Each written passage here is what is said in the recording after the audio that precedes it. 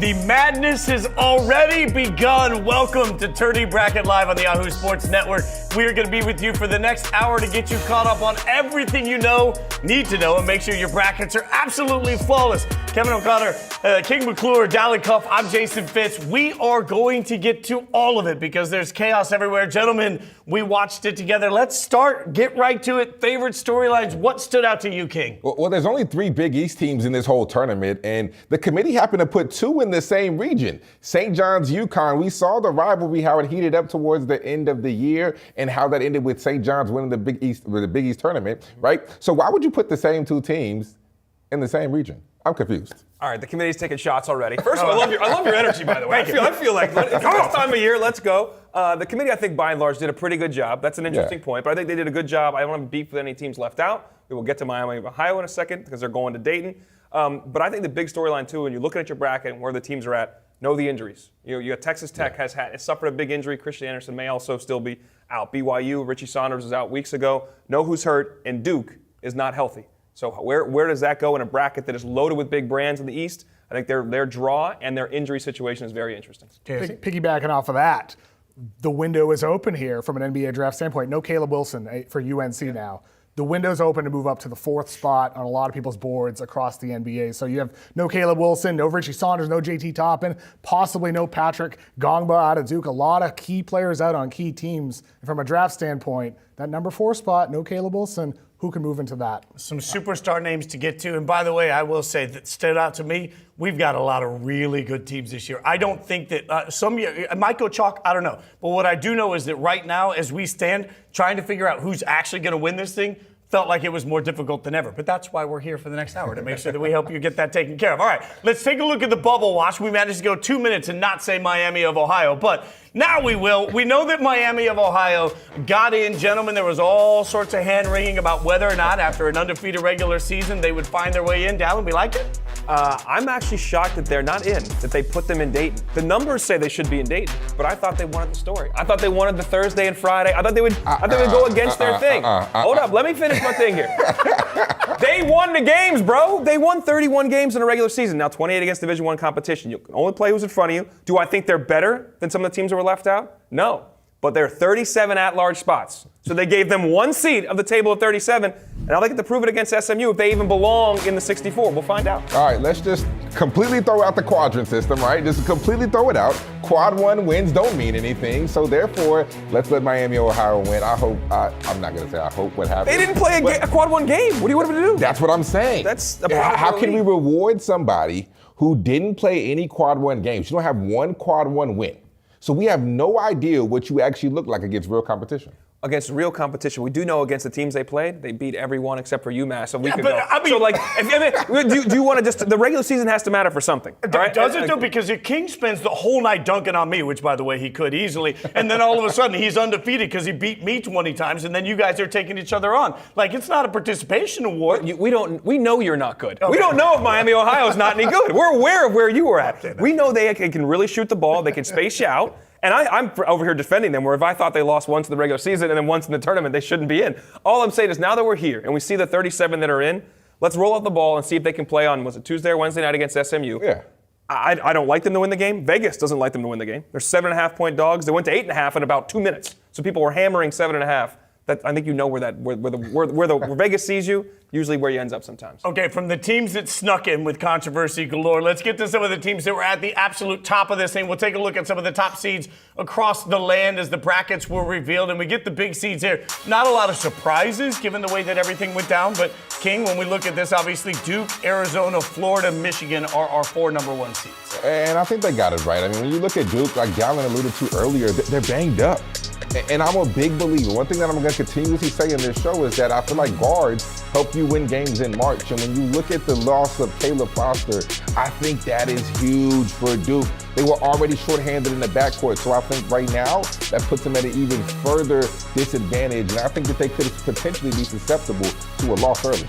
Duke this year with Gongba and Boozer on the floor together against Quad 1 and Quad 2 teams, plus 27 with both of them, plus 20 with just Boozer. So Boozer, but without both of those guys, I don't have a lot of time without neither of them. Is Bruiser going to have to play 40 minutes a night if they don't have Gongba for them to go deep in this tourney? And that's what they're going to have to look at. And you mentioned the play creator, and he has the ball in his hands a lot late. Yes. I've said for a while, Gumba is their most important player. Nobody replicates what he does in terms of rim protection, rim running, offensive, defensive rebounding, and he adjusts so many shots in the paint. When he's gone, their defense isn't as good. Malik Brown's an elite defender. He just doesn't do the same stuff. So I am right there with you, concerned about their draw. You said early. How early are we talking about? I'm thinking that second round matchup against TCU if TCU beats Ohio State. Okay. I'm thinking that's an A with the way TCU is playing.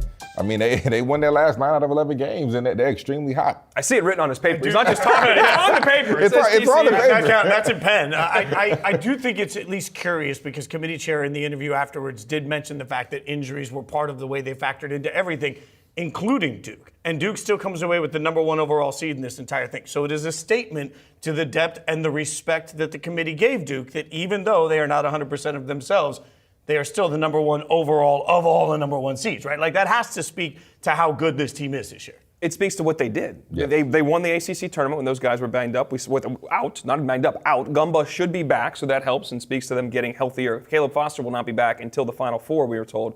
If that, you can't take away their resume. They did what they did. They put it on paper all season, so you have to reward that. That said, can you then win 6-6 with a banged-up group is the next question, and I don't believe they will. All right, so let's take a look at we're going to get to all the regions, but first I got to make sure you know that you can get out there right now, sign up, and get your brackets going. We're going to help you with it for the next hour, but yahoofantasy.com/bracket mayhem is how you get involved in the fun. Be sure you fill out your bracket.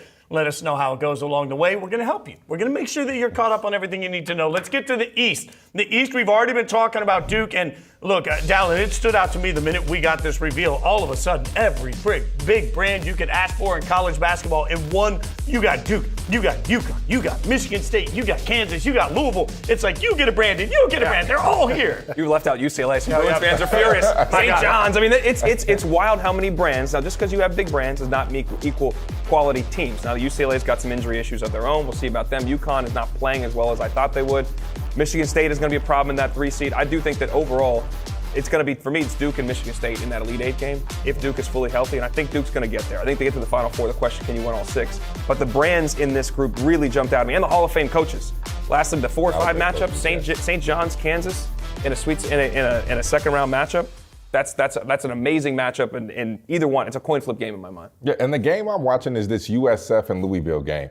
I think that Louisville is in very dangerous territory messing around with this USF team. Because when you look at it, they love to play fast. USF top 20 in the country in tempo, but they are top 10, 7 to be specific, in offensive rebounding percentage. And they play an extremely efficient brand of basketball on the offensive side. They don't take a lot of mid-range jumpers. They get to the rim. They shoot threes. It's beautiful. It's a beautiful shot diet, as I talked to a coach earlier who framed it that way.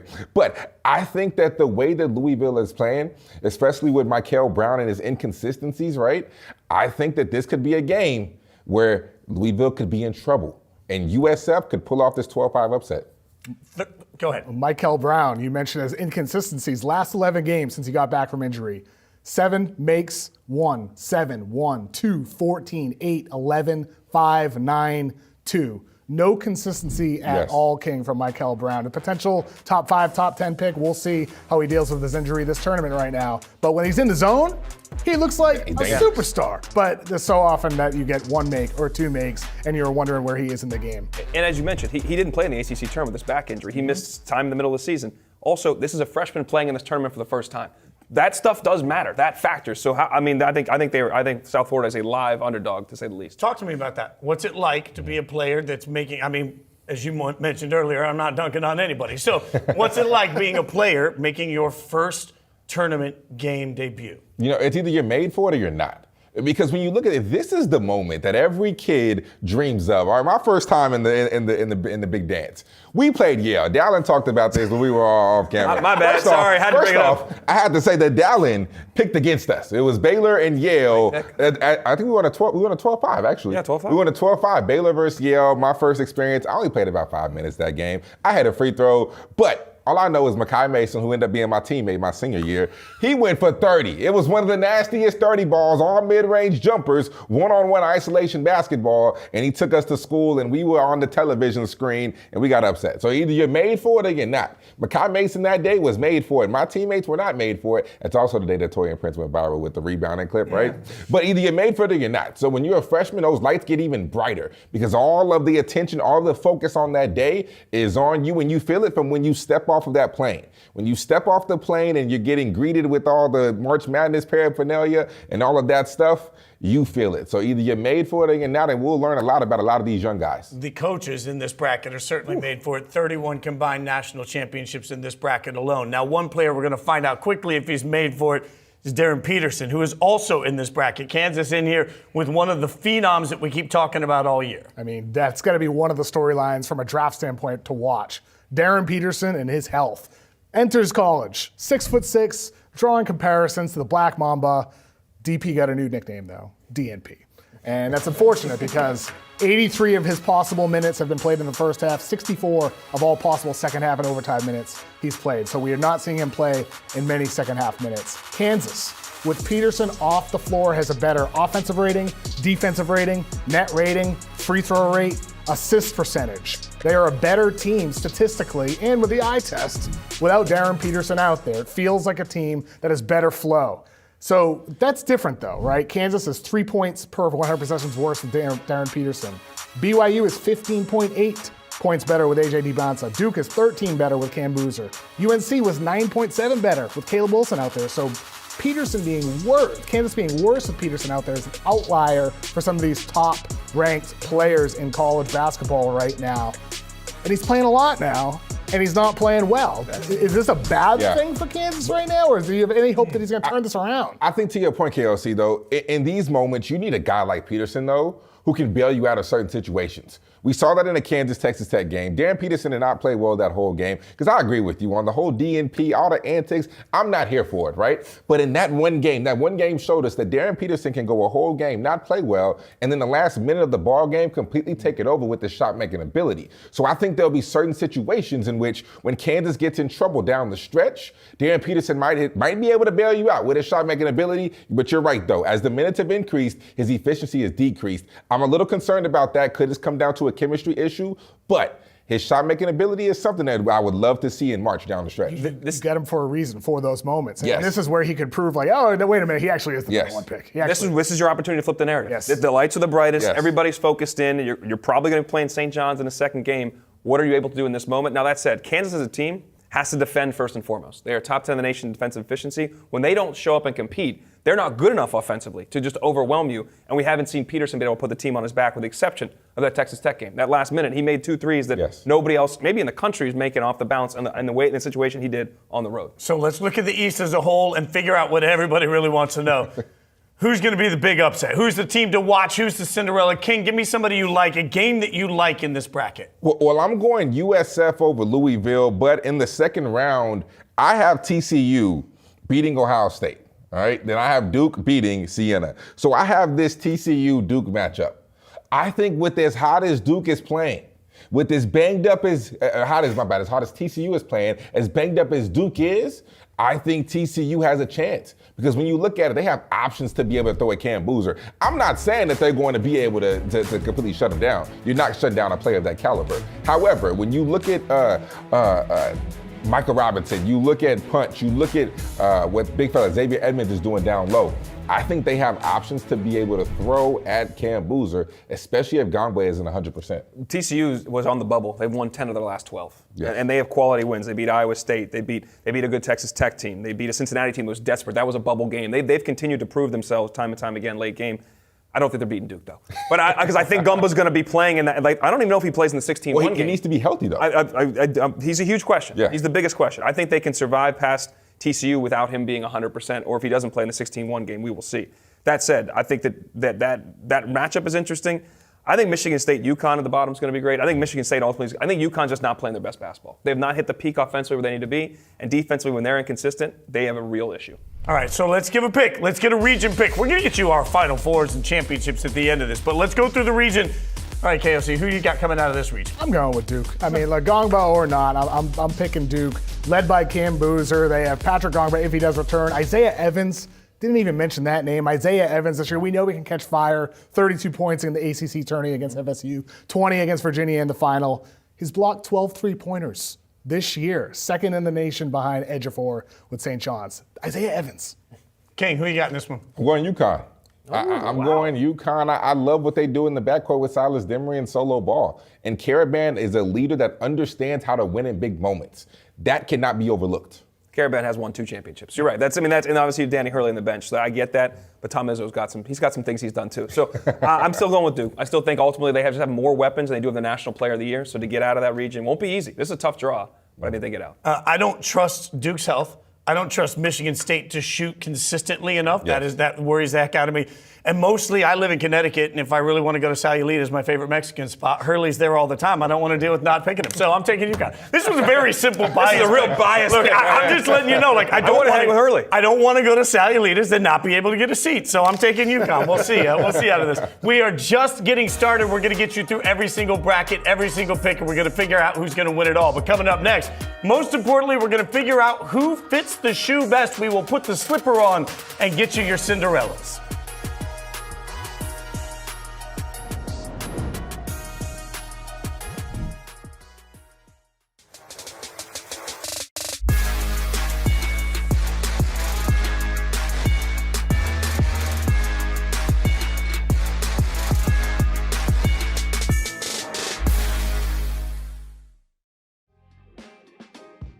You had 27 points in your third game. What do you remember from that night? Oh man, it was great. Once the first one drops, like I was like, okay, we're good to go. Then the second one, then the third one, and then you get to like this mode where it's kind of like unconscious. Like it feels like practice in a way. It was just like every time I shot it, it was like I was outside playing on just like my mini hoop. You know what I mean? Outside in the front yard. It also, I think, gave my teammates confidence too. Like, damn, he probably can shoot. You know what I mean? So we should get him the ball. What do you think is your best route, and what is your favorite route to run?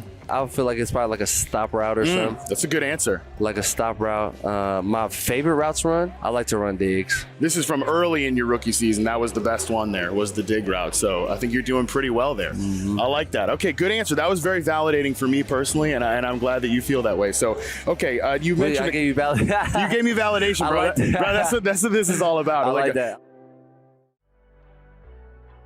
What was your impression of him? Do you feel like you have a friendship with Giannis now? I feel like he was just my friend. Like I didn't even see him as just a basketball player, Giannis Antetokounmpo. I was just like that's just my guy. Cause we were just chilling. Like he took me to his home. He took me to his first we did his first dunk in his neighborhood. So like he was just showing me around, and I think we still check up on each other. I just need to go to one of his games, which I promised him.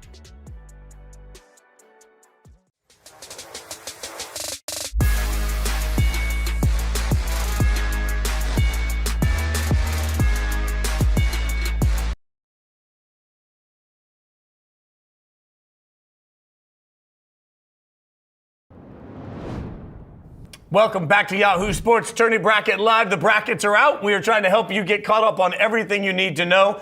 Let's get you caught up next on the West region. We've already gone through the East. We will now get you to the West. We'll get the West to come up for you and take a look at some of the things that we like out of this region. Again, if you look at it here in the West, Arizona is your 1 seed.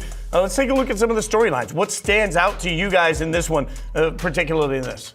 I think Arizona got a good draw relative to the 2 and 3 seed. I think Gonzaga and Purdue are the weakest 2 and 3 seeds. I know Purdue just won the Big Ten tournament. That's a great run. They were 6-6 prior to that and looked in disarray. We've seen teams make a run through a conference tournament and then flop out in the big dance. They've had some struggles in the past, obviously, in the big dance. I think the hard part for them is Wisconsin, Arkansas. They have the hardest 4-5, but the easiest 2-3. So the bottom half of their bracket, I think, is shapes up the best for them.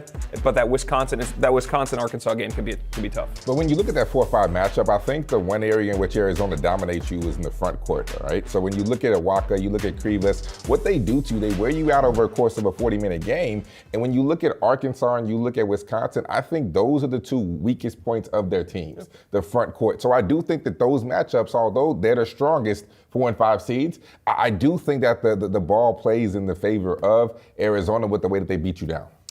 All right, so then let's take a look at some of the games that are here. It's surprising to me, guys. Like Miami is taking on Missouri in St. Louis. That feels like a strange decision by the committee. That's a home game. And Vegas feels pretty interested about it, too. That is the closest in terms of 10-7 games. That's a 1.5-point line right now. Missouri is a 1.5-point dog. That is by far the closest of the 10-7 in terms of the line.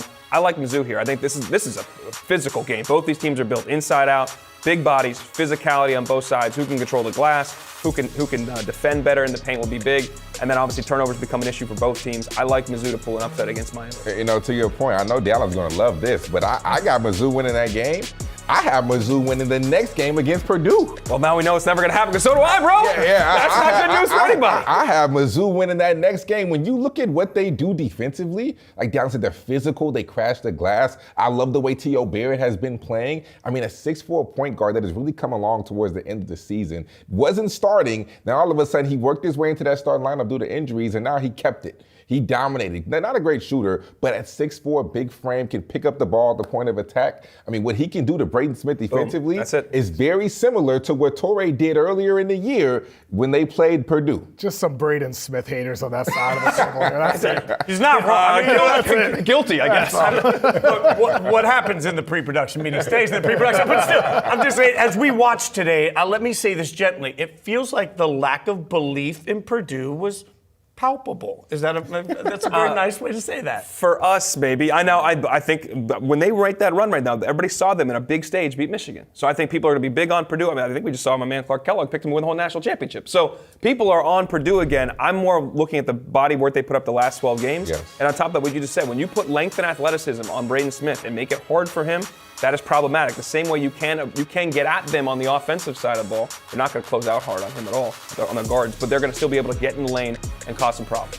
Are you with them on Braden? I mean, everything you're hitting on is why he's a projected second-round pick and not a projected lottery guy, right? Yes. And so I think this is an opportunity for a guy like him to prove a lot of those doubters wrong. And I'm on the side of you guys. I mean, I think Braden Smith is a really good college point guard, but he has his limitations that will probably at some point be exploited this month. This is ironic. He's going to pass Bobby Hurley as the most assists in the history of college basketball. And we're up here crushing him. But that said, there are limitations that he has within his game all around offensive and defensive that have been exploited. And there's a pattern to this over his career that sometimes I don't know if he can avoid that. But you know what? I don't even think it's a limitation to necessarily his game, because I think he elevates everybody else around him. I think it's a limitation of everybody else, right? I think that when you defensively, look at, I mean, okay, that's what I'm defensively the biggest. Offensively, he's a wizard.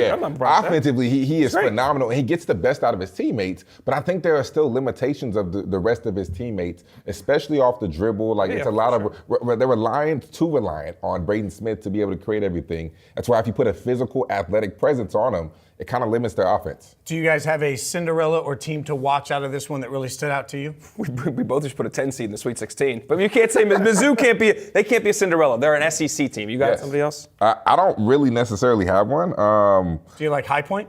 I love High Point. The problem is I don't like their draw. That's the issue. I like Wisconsin so much, the way Wisconsin's playing, but I like High Point's team. I do think with this Texas-NC State game is interesting. They're not a Cinderella, but the 6-11 game is always a potential upset. More 11s win than 6s over the last 10 years. And we know BYU is hurt with Richie Saunders still being out. They've limped down the stretch. So I think Texas, if that's the matchup, can really beat them. I 100% agree. I mean, I don't think BYU has an answer, especially with Richie Saunders being out, for Dalen Swain and for what Texas can do to you, especially when you look down low at Boykin Titus. Yeah. Well, isn't the answer giving the keys to A.J. DiBonsa? We saw the difference between Duke with John Shire and Cam Boozer and then Kevin Young and A.J. DiBonsa. Kevin Young gave the ball over and over to Cam Boozer down the stretch of their game. They win it.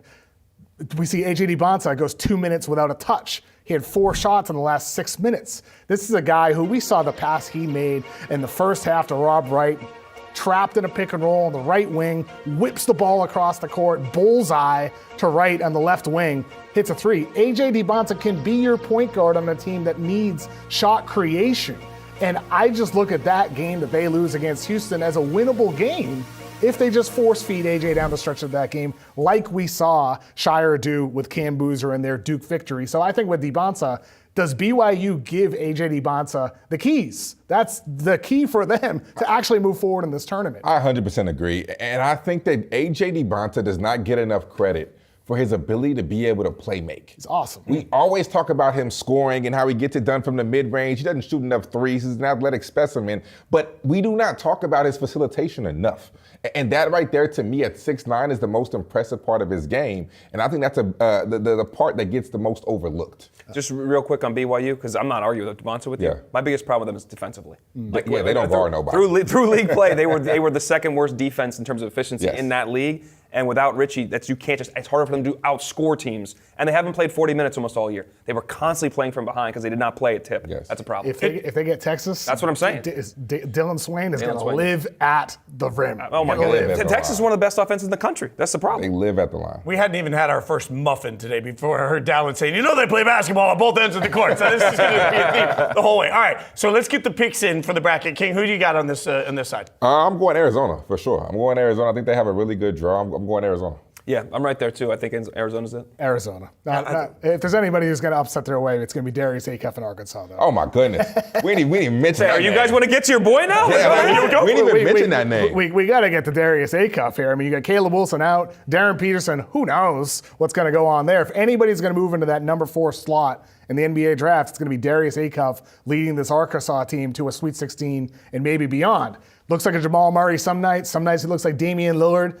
Acuff, to me, is a premier offensive talent, 3-level scorer, elite assist-to-turnover ratio, doesn't turn the ball over much, elite at-rim finisher for a 6'3" guy. I think he's a total package, King, because he's an on-ball guy, elite off-ball guy. He doesn't play a lot of defense. There's some concern there, but ultimately, as high as I am on him as a potential top 5 guy, I know you're even higher somehow. I might be higher. Let me get to my one shot real quick. Let's direct the show too now. Let's get to my one shot because we have had this conversation wrong all season. We talk about Devonta, we talk about Peterson, we talk about Boozer, and we have failed to mention Darius Acuff Jr.'s name. And I think he has now inserted himself into this conversation where he is a top 3 pick. He is a top 3 pick. He is the best guard in college basketball. He has been the most consistent to lead the SEC in points and assists, to be SEC Player of the Year, to be Freshman of the Year. This young man is terrific, and we have gotten the conversation wrong all year. Darius Acuff, you are absolutely legit, and I don't care that he can't play defense. I don't care. He's asked to do so much offensively that I think that's why his defense kind of suffers. When you're playing 40 minutes and you're the whole team, yes, you're going to suffer on the defensive side of things. However, Darius Acuff is the best guard in college basketball, and because of that, I think he gets into a Sweet 16. Okay, just can I real quick? Go ahead. Because I have to. We can actually have the caveat. He's the best offensive guard in college basketball. When you don't care to play defense, that's a problem. That's an issue. There's a whole side of the floor that matters. He and Malik Thomas are 2 dynamic offensive guards. He more than Malik, but neither of them guard. And Arkansas in this situation, they think they can beat Wisconsin, outscore them, and obviously they just won the SEC title, and they did a good draw. That helped them on that side of the bracket they were on. Big win. Congratulations to them. That said, when they're playing Arizona, if they play Arizona, it's a loss.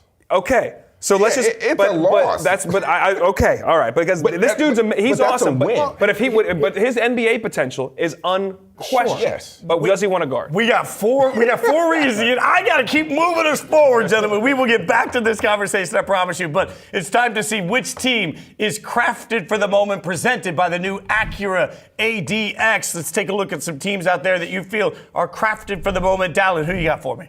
Crafted for the moment. What do you mean? Who are we talking about here? We got Missouri. I think. We already went Missouri. I ran it on Missouri. I think we're in the Sweet 16. Right, yeah. I think that's a team that we do the physicality. They beat you up with Miami.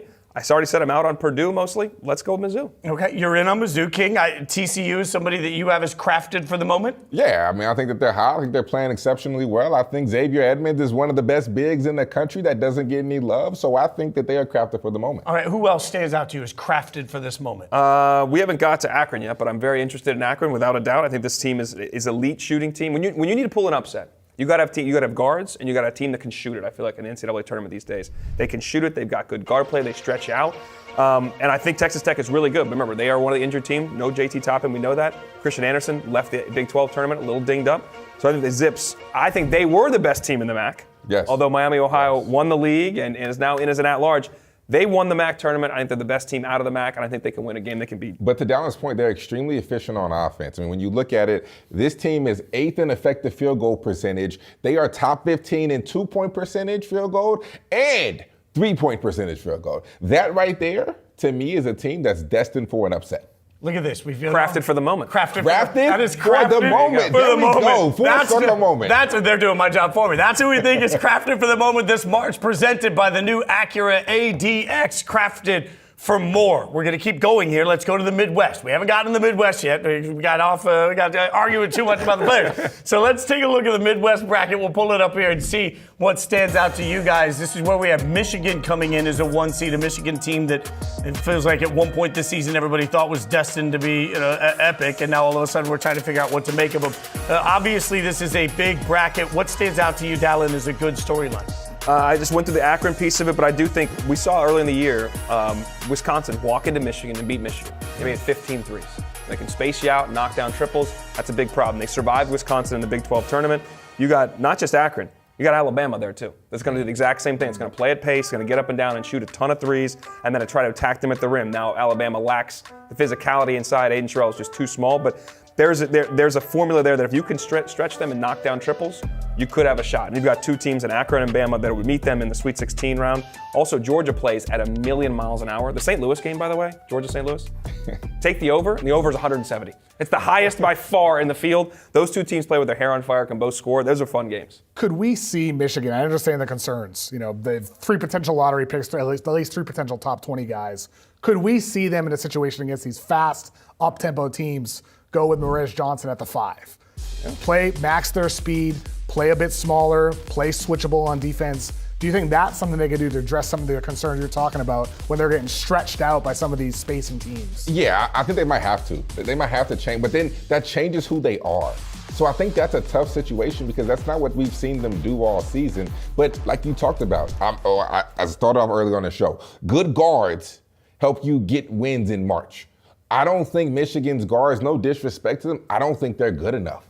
I don't think they're good enough to be able to get into the lane and constantly make plays. I call them late shot clock guys. When the clock is 10 or below, all right, I don't have to call the play for you. I don't have to call offense for you. You can go create your own. I don't think they have enough of those guys, and they're so reliant on their front court. I don't think front court players get you wins in March. So when they play against an Alabama, right, when you're dealing with LeBaron Philon, when you're dealing with Aiden Holloway, and they can beat you off the bounce, and it's going to be hard to contain them, and they're skilled like they are, those might be. You thought that Boyd and Blackwell was something. Yeah. Holloway and Philon are a different level because Philon is now a top 15 pick in this upcoming draft. So if we thought that was something, and they struggled with Wisconsin both times, so if we thought that was something, just wait till they see the Alabama guards.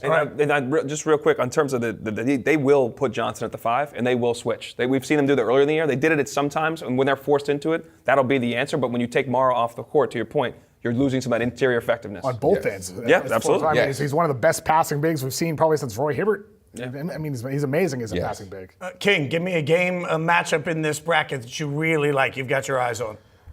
Let's go. Maybe you like Kentucky? Let's go Kentucky and Santa Clara. Leading the witness. Good job, counselor. Hey, there we go, Fitz. Let's go Kentucky and Santa Clara. I like this matchup because I think Santa Clara is a top 25 offense, and Kentucky, they haven't, at times they've struggled with trying to find their identity on the offensive side. Mm-hmm. So Santa Clara is not a great defensive team, but they're good enough defensively to be able to disrupt Kentucky and what they want to do because Kentucky struggles on that side of things. This is not one of the better Kentucky offensive teams that we've seen in previous years. So I think because of Santa Clara's offense and the way they play the game, I think that this could be a very intriguing matchup. Not saying that they beat Kentucky, but they can make this game extremely tough. I actually think they do beat Kentucky. I like that situation for the Broncos. I already talked about Akron right now. I like Akron a lot. But Hofstra, Alabama will be an interesting game. Hofstra's got 2 really good guards. Cruz Davis was the player of the year in the CAA. Preston Edmeade is a freshman that unfortunately will not be playing for Speedy Collection next year. I'm sure he'll be getting 7 figures and be going elsewhere. But they have 2 guards that can really play. If they didn't have some injury issues, I think they would have won the regular season in that league. Bama, as we just said, as much as they can shoot it, any off night for them causes a whole different problem because that's when they do live and die by the 3. They do not have interior presence as much. They can get to the rim. I think Hofstra will be able to guard them well enough to force a lot of threes. The question is, will they make or miss? All right, so give me a player that you've got your eyes on in this bracket that you think is important. Nate Ament is a guy I'll be watching a lot this bracket because 6'10", we hoped he'd be KD, looked more like a Tobias Harris. You know, he had his 6-game stretch when he returned from his ankle injury, 23.8 points per game, reminded people why he was a projected top 5 pick. 27 points on 7 of 15 against Auburn, then 12 points on 1 of 13 against Vanderbilt. What version of Nate Ament is Tennessee going to get? That's going to make a big difference in how far they go in this tournament, and also going to make a big difference of whether we actually see his name in this year's draft class or he goes back to Tennessee for another year and tries to become a top pick next year. Speaking of the draft class coming up, we will take a look at some of the players that you need to watch, players you're about to fall in love with, and specifically players that can help themselves the most throughout the course of this tournament. We'll do that coming up.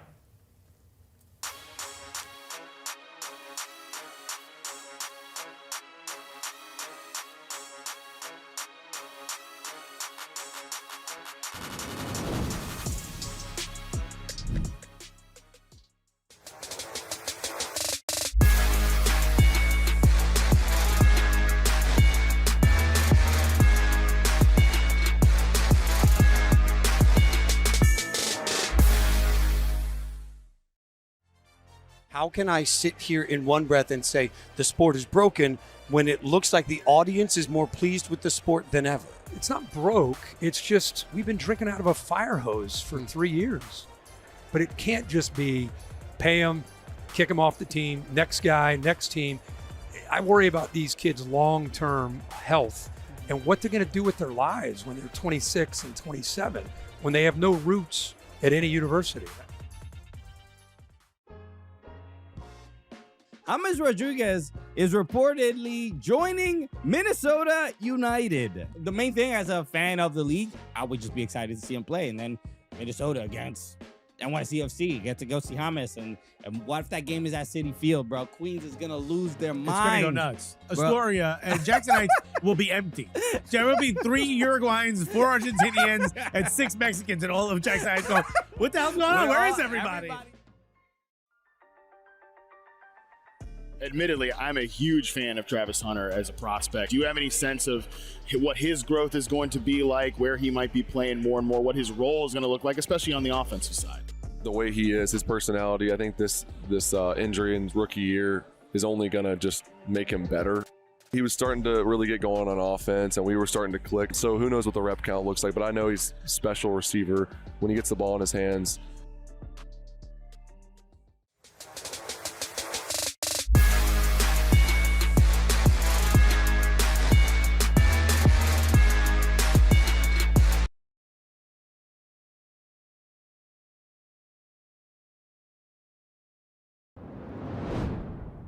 Welcome back to Yahoo Sports Tourney Bracket Live. I'm Jason Fitz, hanging out with you as we will be with you all the way up until 9 p.m. Eastern to get you caught up on everything you need to know. King McClure, Dalen Cuff, Kevin O'Connor. We've got plenty. We've already gone. If you've been watching us from the beginning, it's already gotten heated several times. So, gentlemen, let's just keep it going. Let's keep the fun rolling. Let's get to the South. Now, again, if you've been watching from the outset of this show, we are not at a loss for words. The South bracket was the first time I felt like the whole room was just kind of like, I mean, let's pull up the bracket, show everybody what we've got here. But when you start talking about all of the brands we had in the East and all of the big name players we've talked about in different sections of the country, when we got to the South, the storylines got a little bit harder, King. It felt like you weren't as excited. Yeah, I mean, when you look at it, I mean, there's not too many, I think, upsets in this one. But when I look at this Florida game, I think the one thing that kind of intrigues me is that in the Sweet 16, Florida can possibly play against Vanderbilt. And we've seen how that matchup has transpired the past 2 times. Florida beat Vanderbilt at home by 4. Then in the SEC tournament, which just happened a few days ago, they got smacked. Yeah. They got smacked by 17. So when everybody's taking Florida to go to the national championship, I'm like, hold on, hold your horses, because Vanderbilt is no slouch. Tyler Tanner and Duke Miles, once again, good guards help you win games in March. Those 2 guards are playing phenomenal right now. So hold your horses on picking Florida to go to the championship. Tyler Tanner, man. I mean, the dude's a baller. He's barely 6 feet. He might actually be only 5'10", my height. I'm 5'10". I mean, Tyler Tanner looks like Fred VanVleet. Reminds me more of like a Celtics Isaiah Thomas. Not a lot of guys his height that are elite athletes. He's not a dunker, but his ability to get sky up to the rim for really explosive layups. He has a lightning quick first step, great shooter, very versatile as a playmaker as well. Not like a savant, but he's a guy who, as you said, King, can help you win games as a high-level guard in March. He's small. That's not going to matter for him in college as much as it is in the NBA, but Tyler Tanner, just it's fun to watch, straight up fun to watch. I'm looking forward to watching Vanderbilt. Florida, obviously, that was probably the worst game. That was the worst game they played in 2 months. Vandy shot lights out, and it was still gave up 20 offensive rebounds and won that game going away. There's some physicality problems with Vanderbilt. I think they do match up again. I think Florida wins it. I think Florida will be excited to have that game again, weirdly enough. They got embarrassed in that situation. What I think is interesting about this is the South region. Houston is the number 2 seed now. They're the number 5 overall seed. And that we all thought that was going to be UConn. UConn fell to 6. So what that meant is UConn goes to the east. These guys go to the Houston goes to the south. This is the regionals in Houston, the Sweet 16 Elite 8. So usually if you're in your home city, you can't. If you're the host, you can't play there. Well, Kelvin Sampson and some evil genius stuff this summer had Rice is the host, so they're allowed to play. So they're playing a home game, just like we talked about St. Louis playing and Missouri playing in St. Louis. They're going to play the Sweet 16 and I believe and an Elite 8 game in their hometown. So I think that has an interesting angle to this in a place where there weren't a ton of things to jump out to. We'll get to the North Carolina game here in a minute. I think Florida's got a good draw outside of Vanderbilt in this situation. Let me ask you guys a Florida question, because it feels like this year it started so, we all know it started so. Then it got really good, and all of a sudden it became, why are we not paying attention to back-to-back champions? Yes, they lost in the SEC tournament. I get that. Are we giving Florida the respect that a defending champion playing as well as they played for a bulk of the season deserves? I think that now we are, but I think when you look at the way that their season, we've given them what they deserve. Because I think that when you look at what happened early on, I don't know if we've ever seen a team fluctuate like we saw what Florida did this year. I mean, they lost to TCU in the San Diego tournament. They were not playing a good brand of basketball early on, but Todd Golden is a mastermind. He figured it out, turned the whole season around, got his guards playing better, and now they're playing at an extremely high level. My question, right, the biggest question for me with Florida is Xavier Lee. Yep. He's playing a little bit better. But they need him to be the guy that they paid, that they know he can be, in order to get them back to the Final Four in the championship game. I think it all comes down to Xavier Lee and his production on the offensive side. One of the keys to that Florida win over Houston was getting JoJo Tugler out of the game in 16 minutes when he fouled out. He's fouled out of 4 games this year for Houston. He's a little bit better with the foul issues this year as a junior than he was as a freshman and as a sophomore. But 9 games with 4 fouls, fouled out of 4 games this year. Houston, for them to win, I think they need JoJo Tugler to be that defensive mutant for 25, 30 minutes. They're not going to win at all or even get to the final again if he's playing 16 minutes in a single game. And just in Florida, I totally agree with that. And I think their offensive struggles Houston can go through at times are a different problem. But Florida's the most improved team in the country. Yeah. There's no two ways about it. And because they changed the way they played. Early on, I think they were relying on Xavier Lee and Boogie Flan to get them stuff off the bounce. They're taking really tough shots. They started playing more inside out. Tommy Houck had much more of an impact on their team. They have the best front line in the game. They're the best offensive and defensive rebounding team. Ruben Chinelu is probably the best defensive player in the country. And now those guards are taking step-in threes or playing out of closeouts. You add in Urban Klabchar, 6th man of the year in the SEC, and Isaiah Brown, who's going to be a stud, shooting the ball better and defending really well. This team has shot it better. They defend, they rebound. They had 1 hiccup against Vanderbilt. Outside of that, it's been an impressive 2 months. We're giving them exactly what they deserve. Yeah. They're the 4th seeded team in this tournament, and rightfully so. All right, so you mentioned we would get to North Carolina. That's a game I know you have your eyes on. North Carolina VCU, a 6-11 matchup. I think when you look, again, 11 seeds have won more than 6 seeds in the last 10 years, 52% of the game. So just keep that in mind. Also, I keep bringing up the betting piece of it. Even if you don't partake, you're not a degenerate like me, look at the lines. Vegas tells you what they think the upsets will be or how close they will be. This is a 2.5-point line to a VCU team that has won 22 out of 24 games. They have a brand new coach in Phil Martelli. It took them a little time to get into his style over November, December. They've been on a tear. They've got depth. They've got guard play. Terrence Hill is really good, and they play at a hectic pace. North Carolina's without Caleb Wilson. The big question is Henry Basar. Will they be able to deal with that big 7-footer on the interior? I think they will, and this is a great upset pick. I can see VCU taking down Carolina. You just saw Basar have 28 points. Yeah. Can he offer enough to fill the shoes left without Caleb Wilson? Yeah. Give me another player that you've got your eyes on in this bracket. I don't think anybody's mentioned Illinois yet. I don't remember. So yeah, how about great point. Keaton Wagler, 6'6", 18 points per game, entered Illinois as a guy nobody thought it would be a one and done. And yet here we are, 18 points per game, 5 boards, 4 assists per game, shot over 40% from 3. This guy wasn't a top 100 recruit. Then he had a breakout 46-point game against Purdue, shredding apart Braden Smith, your guy. Elite feel for the game, 0 dunks on the year for Keaton Wagler. Not a great athlete, but an elite feel player. And I just can't wait to see this guy operate in a March Madness context. High pressure, a guy who didn't expect to have this pressure on him and this amount of responsibility. I think Illinois is going to get a chance to surprise some people because of their elite offense led by Keaton Walker. He's indicative of their team. Like, because they're not athletic, but they are skilled. They all shoot it. They're the best offensive team in the country. They don't guard that much, but they could find themselves in the Final Four. Let's see if anybody's courageous enough to pick that. King, who you got in the region? I got Houston. Shocking. Big 12. No, it's just because of real quick, where'd you play college ball? Play the Baylor. We do ask the end how many Big 12 teams you have in your Final Four. We'll get there. Go ahead. Set me up for failure. Yeah, I'm setting up what it is. I'm going with Houston because when you look at it, right, that Houston and Illinois matchup in the Sweet 16 can be interesting, but I don't necessarily know if they have enough playmakers, I guess, because Wagler is phenomenal, scoring the basketball, shooting the Stojakovic, same thing, but I don't know if they have enough playmakers to be able to withstand the pressure that Houston brings on the defensive side. So I'm going with them, then I'm going with them over Vandy over Florida, but I'm going with them over Vandy to get to the Final Four. Who you got in this region? I got Florida. No, see, Oh my God. Who do you got? I'm going with Illinois. There we go. I can't have all ones and twos. I'm going to go with 1-3 here in Illinois. I appreciate that. I'm a coward. I will stick with the 1s and 2s, and I'll just go straight to Florida. All right, so with that being said, let's take a look at some of the players to watch that can make the biggest impact this tournament to their draft stock. KOC, I know that obviously this is right in the middle of your world. When you look at the players that you think can really make a statement in the tournament, who stands out to you? Undoubtedly, Darius Acuff has a chance to make the biggest statement this year's March Madness. Darius Acuff, the 3-level scoring ability, the elite playmaking ability, only 6'3", the ability to create baskets the way he does, step back, side steps, off-ball actions, so underrated with him. He hits nearly 50% of his catch and shoot threes this year, so many of them off of movement. He doesn't have to have the ball in his hands to make an impact. Granted, of course, he's going to have it a lot in his hands, and John Calipari's offense for Arkansas to have a chance to make a run. Dalen, let's see if you pick somebody that plays defense. Who do you got? Well, no, I'm picking a guy that hasn't really played much at all. I think he's got to change the narrative. Darren Peterson. I think this is the moment. We've talked about this for months. And it's funny that it became a national conversation the day after the Super Bowl because football ended and then he didn't play in a game against Arizona where they beat the number 1 team in the nation. So it was on every talk show. We've been dealing with this since late November, December. What's this guy's health status? What's his mentality? All these questions and less about his game. In recent couple weeks, he has played more minutes. He's been more inefficient.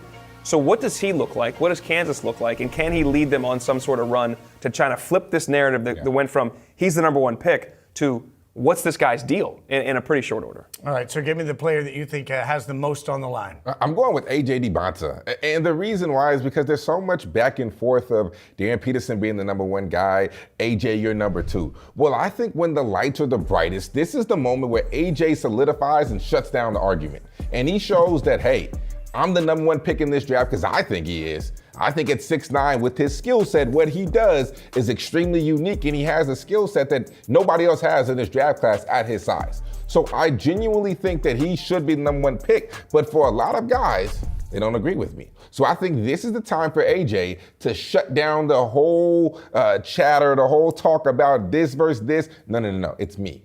I'm that guy. I'm number 1. I'm going to go put it out on display when everybody in the country is watching. I think it's wild that you guys have given me a player from Arkansas, Kansas, and BYU respectively, and there's no question that they are 3 of the best players in the country, but none of us have picked their teams to advance to the Final Four. Just a reminder that spending money on great players doesn't always equal championships, so we'll see how that actually plays out. Get you a few wins. Yeah, get you a few wins. Speaking of the Final Four, we'll lock it in. We're going to make it official. Coming up next, we will get you our Final Four picks locked in. They won't change probably. Coming up next.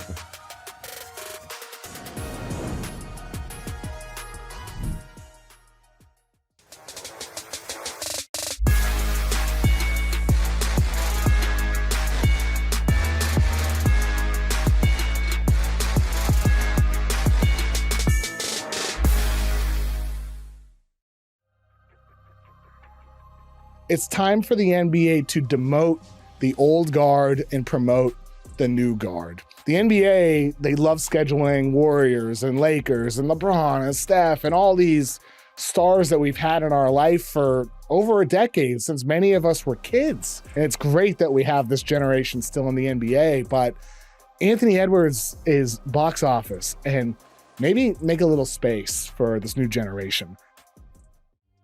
One that I've been having a lot of fun with recently is Gronk.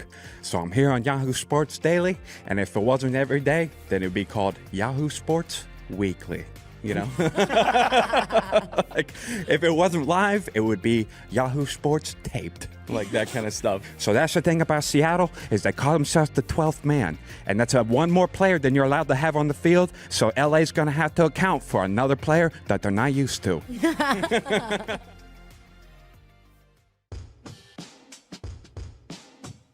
Who are some of the other like UFC combat sports golfers that we might not know about? Like who's sneaky good? You know what, man? I don't think there really is anybody else. Daniel Cormier is starting to play. He's absolutely How's his game? awful. He's no. awful. He talks so much trash. He is so bad. But I tell you what, though, he is an athlete, and he's just like golf's like anything. The more you do it, the better you get.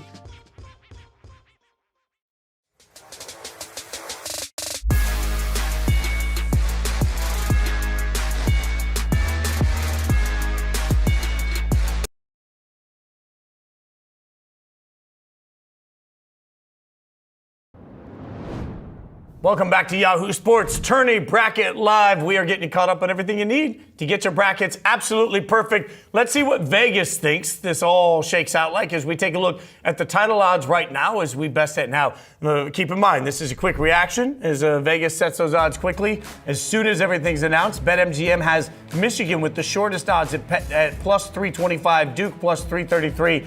Arizona plus 425. You see it there on the screen. And for anyone that doesn't gamble a lot, what this means, for example, Houston plus 1,000, you bet $100, you'd make $1,000. Dalen, as our resident, I think you and I are the resident degenerates. Don't take yourself out of this. Come on, buddy, let's go. We'll go into this. What stood out to you? Well, first of all, that Michigan's now the favorite again. Now, it's gone back and forth over the last couple weeks since when Duke beat Michigan. Duke became the favorite. Then Duke's injuries, by a number of books, they became either co-favorites or Michigan went back ahead. I think Duke's draw is harder. Overall, as we've gone through a little bit. So I'm not surprised they're the second favorite. I thought Florida would be higher than 6-1. I thought more 5-1 would be the answer. And as Houston being the closest next team at 10-1, I think is interesting. I also think it's kind of interesting when you look at Duke because Vegas is always going to be reactionary to where money comes in, Absolutely. right? And when you have as many brands in that bracket, they know that there's just going to be a lot of action against Duke in that. So interesting to see how that plays out. And obviously, that they're telling us that this isn't really, they're not telling us who the best team is. They're telling us who they think has the best shot at a national championship. And of the 1 seeds, they give the worst odds of those 1 seeds to Florida. So they're telling you that Florida has the highest mountain to climb, which seems interesting. Well, that, yes and no, because Florida's always been, they were 22-1 6 weeks ago. They were 13-1 3 weeks ago. So their numbers come down as they've continued to put in this impressive resume together. That said, relative to the other 3 teams, they feel that they are least likely to get it done, which is not that surprising given the construct of the season. So I just don't understand why Arizona doesn't get more love than they do. Fair.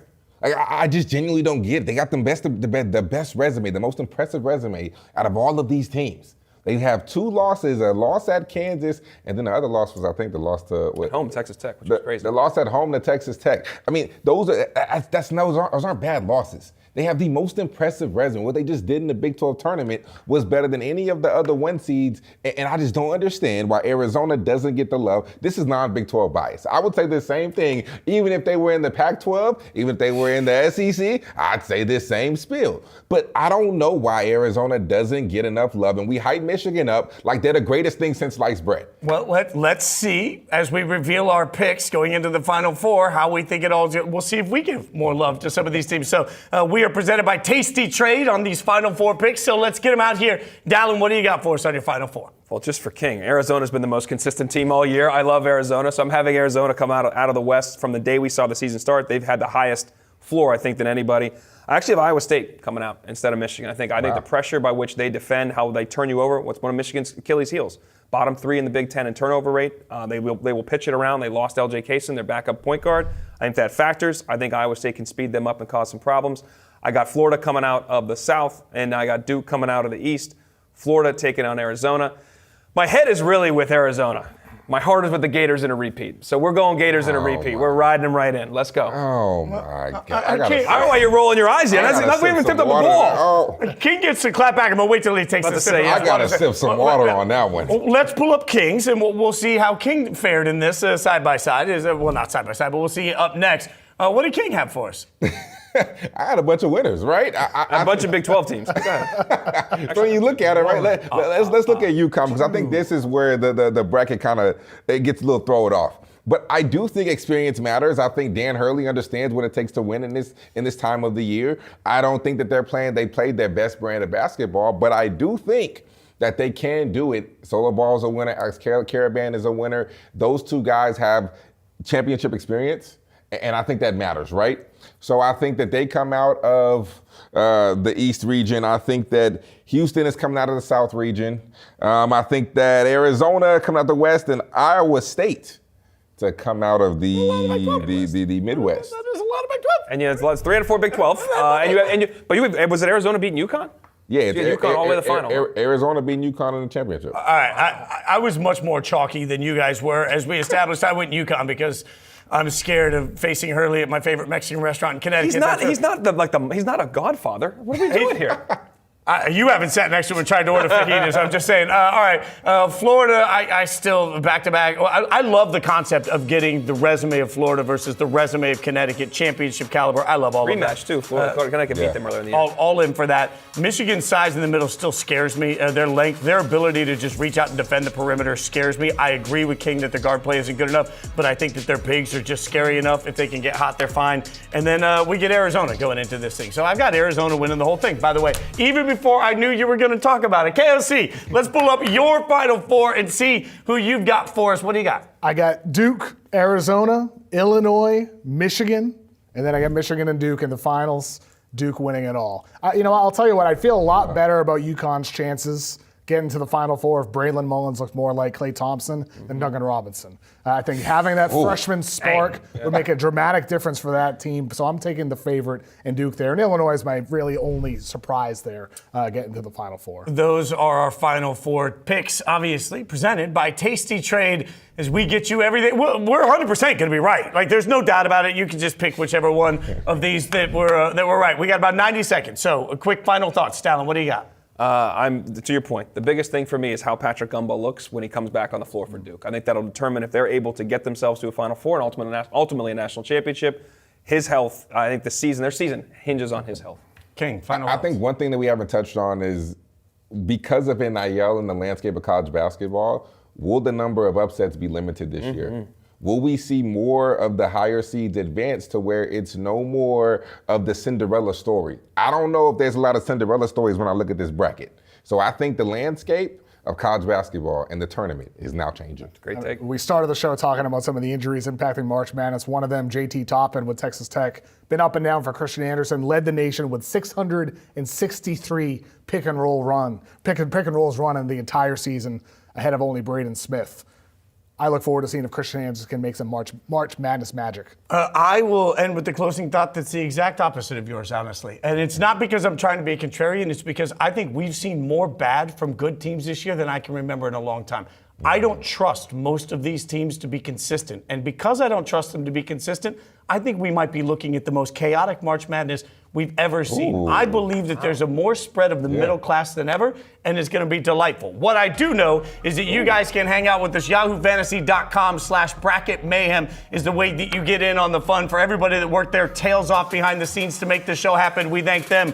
We thank you for watching. King McClure, Dalen Cuff, Kevin O'Connor, I'm Jason Fitz. Thanks for watching Turning Bracket Live on Yahoo Sports.